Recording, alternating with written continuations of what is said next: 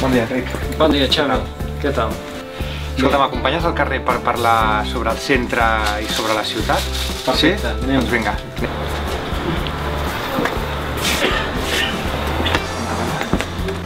Enric, fa 10 anys Esquerra va fer l'aposta per fer la Illa Vianants. En aquells moments tu eres el president de l'Associació de Comerciants del centre.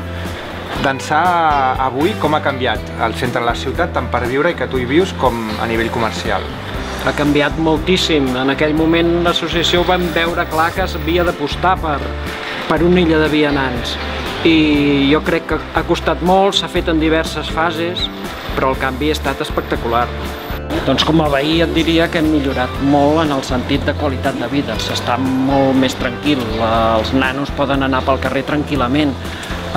S'han de millorar coses, la neteja, el manteniment, les aceres, també l'aparcament, també el pàrquing, el poder arribar, sobretot la gent que viu cap als afores.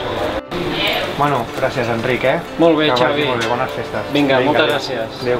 Bé, doncs us convidem el proper dijous 10 de gener a l'Ateneu Municipal per parlar del barri, del centre i també, com sempre, de la ciutat.